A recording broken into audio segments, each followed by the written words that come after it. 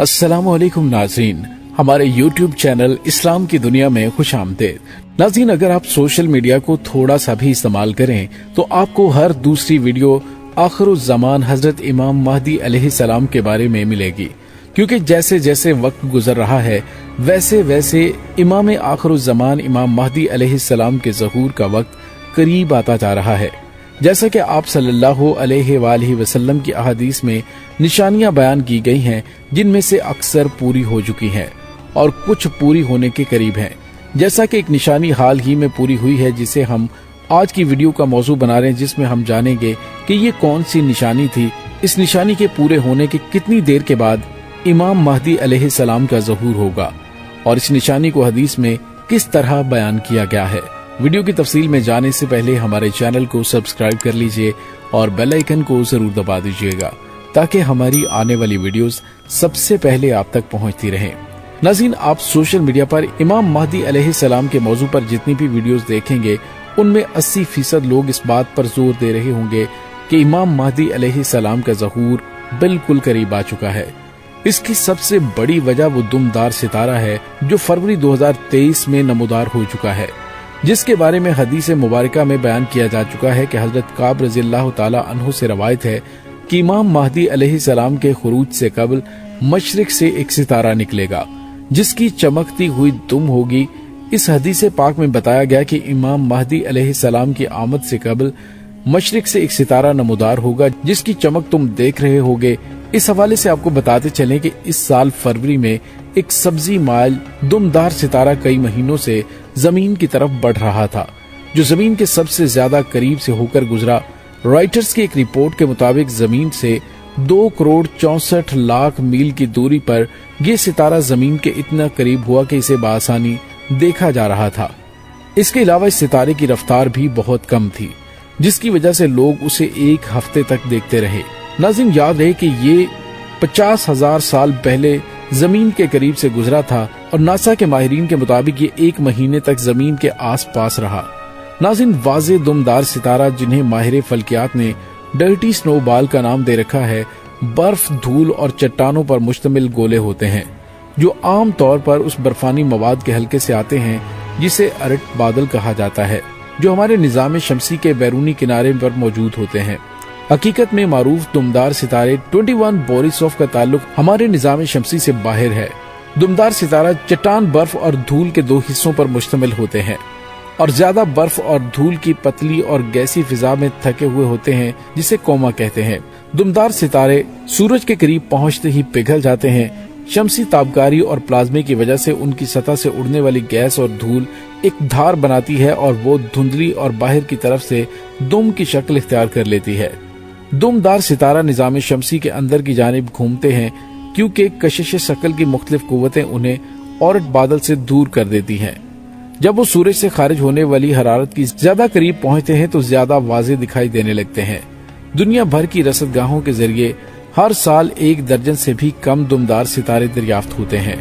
इस वक्त हम जिस दुमदार सितारे की बात कर रहे हैं, ये आखिरी बार जमीन से उस वक्त गुजरा था कि जब अभी नेडोथाल यूरेशिया में आबाद थे और हमारी अनवा अपनी रसाई अफ्रीका से बाहर बढ़ा रही थी। बर्फानी दौर के बड़े ममालिया जानवर, जिनमें द्योकामत हाथी और तलवार की शक्ल की दांतों के मालिक बिल्लियां भी शामिल थीं, वो जमीन पर घूमती थीं और शुमाली अफ्रीका एक नम, जरखेज और बारानी मुकाम था।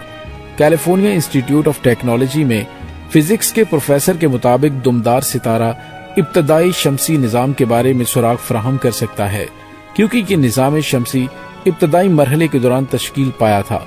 ये सब्ज रंग का दुमदार सितारा, जिसका रस्मी नाम C2022E3 है, ये 2 मार्च 2022 को माहिरीन फल्कियात ने सान ज़ेरो की पाल्मर ऑब्जर्वेटरी में ज़ौकी ट्रांजिट फैसिलिटी का ट्रेबियन के इस्तेमाल करते हुए दरियाफ्त किया था, जिसका सब्जी माइल जुमर्द जैसा रंग दुमदार सितारे की कीमियाई साख्त के बारे में बताता है।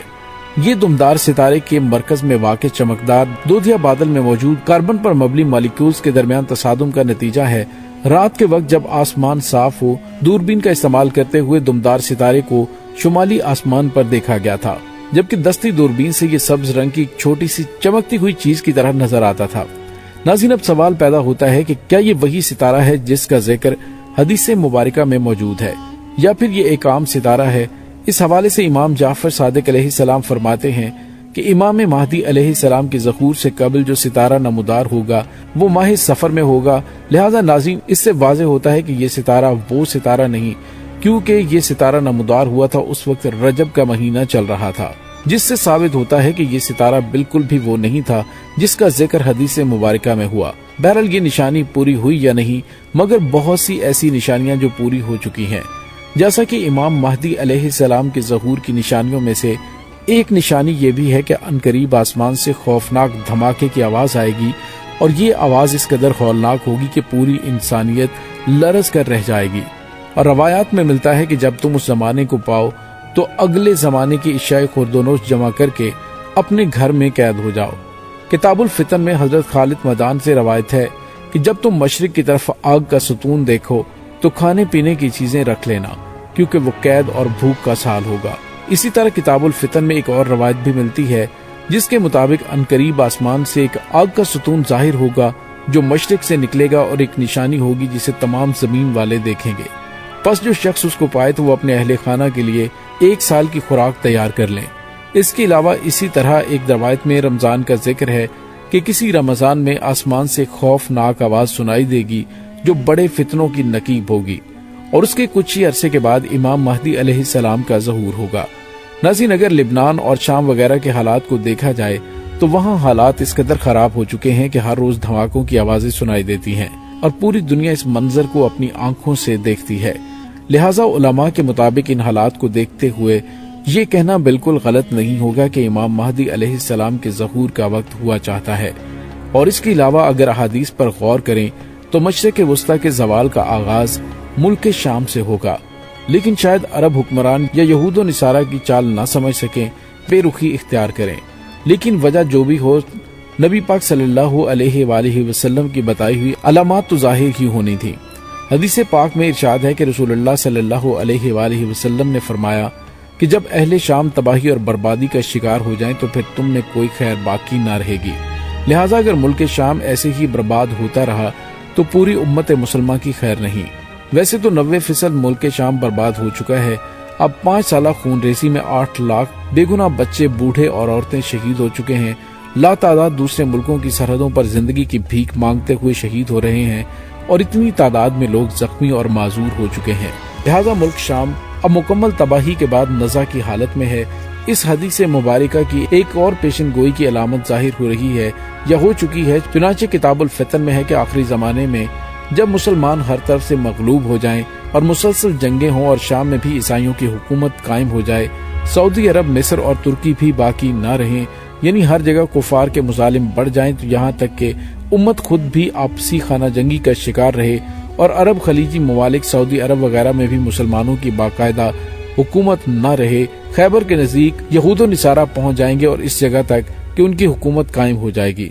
ناظرین، امام مہدی علیہ السلام کے ظہور کے حوالے سے علامات اپنی جگہ پہ موجود ہیں، لیکن ہمیں ہمیشہ یہ دعا کرنی چاہیے کہ اللہ تعالی ہمیں امام مہدی علیہ السلام کا دیدار نصیب فرمائے اور ان کی فوج کا سپاہی بنائے۔ چلیے امام مہدی علیہ السلام کے ظہور کی دعا مانگتے ہیں۔ اللہم کل ولیک الحجۃ ابن الحسن صلواتک علیہ وعلی آبائہ فی ہذہ الساعۃ وفی کل ساعۃ ولیاً وحافظاً وقائداً وناصراً ودلیلا اینا حتی تسکنہ ارضک طوعاً وتمتعہ فیہا طویلا۔